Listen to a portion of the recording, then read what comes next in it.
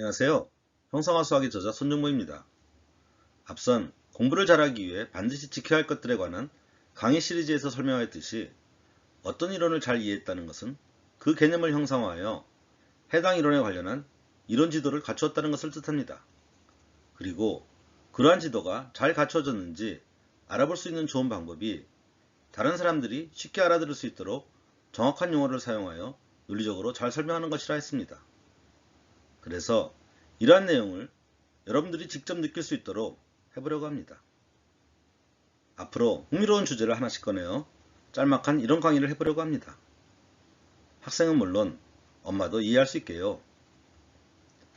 그 강의를 듣고 내용을 잘 이해하였다면 그 다음은 용어의 사용 및 말의 순서를 조리 있게 하여 스스로에게 몇 번 설명하는 연습을 하면서 자신의 설명 과정을 보완한 후에 확인을 위해 학생은 엄마에게, 엄마는 학생에게 설명을 시도해 보시기 바랍니다. 만약 상대방이 잘 이해한다면 여러분은 이 이론에 대한 개념을 제대로 이해하고 있는 것이라 할 수 있습니다. 그리고 공부를 제대로 하여 이론의 개념을 올바르게 이해한다는 것이 바로 이런 것이구나 하는 것을 마음으로 느끼게 되실 겁니다. 물론 그것이 체득화되기까지는 몇 번의 반복 과정이 더 필요하겠지만요. 그리고 나아가 이런 식으로 자신의 이론 지도를 확장해 나간다면 분명 여러분은 공부는 이렇게 하는 거구나 를 느끼며 뿌듯해 하실 겁니다. 그럼 첫 번째 주자로 2 빼기 5는 마이너스 3이 되는 과정에 대해 이야기해 보도록 하겠습니다. 우선 과정으로 깔려 있지만 드러나 있지 않은 배경 이론들을 한번 살펴보죠. 자연수가 뭘까요? 자연수는 왜 만들어졌을까요? 먼저 자연수란 용어의 뜻을 한번 생각해 보시기 바랍니다. 용어란 막 갖다 붙인 게 아니라 다 그 의미를 담고 있습니다.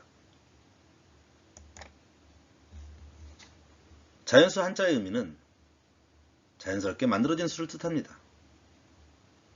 그럼 사람들에게 수가 왜 필요했을까요? 한번 생각해 보시죠. 네, 맞습니다. 뭔가를 세기 위해서 만들어진 수입니다. 하나, 둘, 셋, 넷 이렇게 말이죠.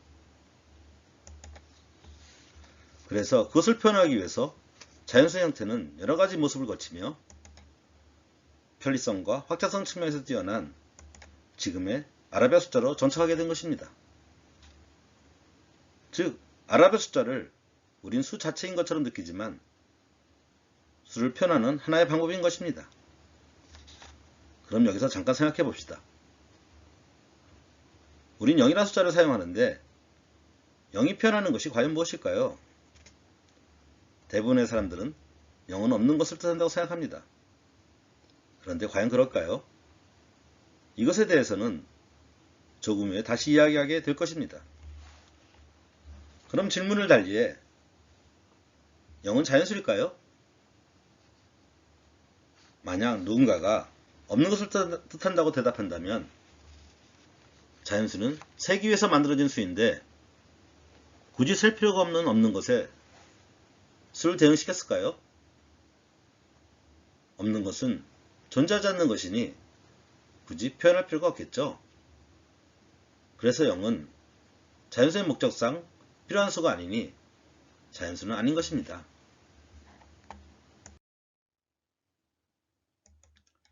그럼 다시 돌아와 자연수를 가지고 하는 계산은 무엇일까요? 네, 이는 대개의 사람들이 이해하는 수의 계산법입니다. 큰 수에서 작은 수를 빼는 것은 의미를 가지지만 작은 수에서 큰 수를 빼는 것은 의미를 가지지 않는 것입니다. 2개에서 5개를 도대체 어떻게 뺀단 말입니까? 말이 안 되겠죠? 그래서 2 빼기 5는 마이너스 3. 이 계산은 자연수 연산이 아닌 것입니다. 바로 정수의 계산이죠. 그래서 이 연산을 이해하려면 바로 정수의 의미부터 알아야 합니다. 정수가 뭘까요? 먼저 자연수처럼 정수란 용어의 뜻을 생각해 봅시다. 정수의 한자어를 보면 정수의 정자는 바를 정이 아니고 가지런할 정자입니다. 즉 뭔가를 정렬한다는 의미입니다. 예를 들어보죠. 여러분들 책상에 연필, 볼펜, 책, 공책, 물컵이 여기저기 어지럽게 놓여있다고 가정합시다. 그래서 오른쪽 그림처럼 이 5가지를 책상 위쪽에 나란히 정렬하여 놓았다고 생각합시다. 그리고 나서 이제 각각의 물건이 어디에 위치해 있는지 말해봅시다. 그러기 위해서는 일단 무엇이 필요할까요? 중요한 부분이니 3초만 생각해 봅시다. 맞습니다. 바로 먼저 기준을 정해야 합니다. 만약 책이 기준이라면 공책은 오른쪽으로 1칸, 물컵은 오른쪽으로 2칸, 그리고 연필은 왼쪽으로 2칸에 위치해 있다고 말하면 될 것입니다. 그런데 누군가가 이 기준을 책이 아니라 연필로 정했다면 공책의 위치는 아까는 오른쪽으로 1칸이었지만 지금은 오른쪽으로 3칸이 될 것이므로 상대적인 위치는 바뀌게 될 것입니다. 눈치채셨겠죠? 바로 균점을 0으로 표현하고 오른쪽 왼쪽의 방향을 플러스와 마이너스로 표시하며 각각의 상대적인 위치를 숫자로 표현한 것이 바로 정수입니다. 즉 정수는 어떤 대상에 대한 균점으로부터의 상대적인 위치를 나타내기 위해서 만들어진 수인 것입니다. 이때 기준점은 0으로 표현하고 정하기 나름이지만 보통은 오른쪽과 위쪽은 플러스로 왼쪽과 아래쪽은 마이너스로 표현하는 것입니다. 즉 플러스와 마이너스의 부호는 방향을 뜻하는 첨자인 것입니다.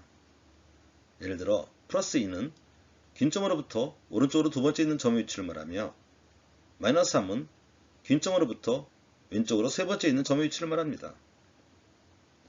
위에서 예시한 것처럼 균점은 각자 다르게 잡을 수 있습니다. 그래서 서로 정확히 의사소통을 하기 위해서는 먼저 균점을 통일시켜야 하는 것입니다. 안 그러면 서로 의미 없는 대화를 나누게 됩니다. 그리하여 정수의 표현은 숫자 앞에 부호를 반드시 붙여야 합니다. 즉 기준점 0을 기준으로 왼쪽은 음의 정수로 오른쪽은 양의 정수로 표현합니다. 참고로 수중의 돈과 같이 실제값과 비교할 경우 기준값은 0원이 될 수도 있고 10만원이 될 수도 있습니다. 정수의 계산은 쓰고 들어온 돈의 최종적인 가감을 뜻하므로 실제 수중에 있는 돈은 기준값에 정수 계산을 통해 나온 가감액을 더해서 나오게 되는 것입니다. 정수의 연산을 간단히 살펴보면 덧셈 연산은 현재 자리에서 주어진 방향으로 주어진 숫자만큼 가는 것이고 뺄셈 연산은 음수에 대한 덧셈 연산을 간단히 표현한 것으로서 현재 자리에서 왼쪽 방향으로 주어진 숫자만큼 가는 것을 의미합니다. 참고로 정수의 곱셈은 자연수 곱셈에서 방향성만 더 추가된 것으로 보고 이해하시면 됩니다. 그중 마이너스 1을 곱하는 것은 크기의 변화는 없으므로 방향만 반대로 바꾸는 것으로 이해하시면 됩니다. 그리고 일반적인 연산의 표현에 있어 맨 앞에 숫자의 부호가 플러스 2면 편의상 생략하는 경우가 많으니 개념적 이해 시에는 맨 앞의 숫자에 플러스 부호를 덧붙여서 생각하시기 바랍니다. 이제 주어진 계산 2 빼기 5를 정수 입장에서 해봅시다. 2 빼기 5에서 맨 앞에 생략된 플러스 부호를 나타내고 정수의 뺄셈을 앞에서 설명한 의미에 맞게 음수를 더하는 것으로 바꾸어 다시 구체적으로 나타내면 오른쪽 표현이 됩니다. 그럼 이 연산의 의미는 기준점 0에서 오른쪽으로 2칸을 갔다가 다시 왼쪽으로 5칸을 가라고 했으니 당연히 최종적인 위치는 왼쪽으로 3번째 칸에 있는 것입니다. 즉 결과는 마이너스 3인 것입니다. 어떤가요? 사용된 용어들의 의미를 파악하고 관련된 연산의 의미를 올바로 알게 되니 저절로 문제가 풀렸지요.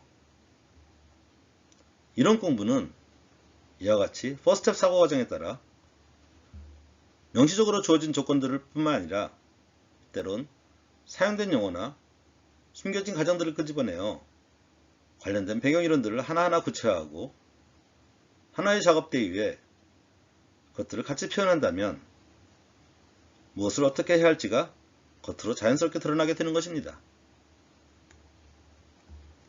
자연수와 정수의 의미에 대해 그리고 정수의 연산에 대해 이해하는 좋은 시간이 되었기를 바랍니다. 참고로 다음은 유리수와 무리수의 이해에 대해 다뤄볼까 합니다. 올바른 공부 방법을 익히고 체득하여 노력한 만큼 실력을 쌓기를 바랍니다. 감사합니다. 형상화 수학의 저자 손종모였습니다.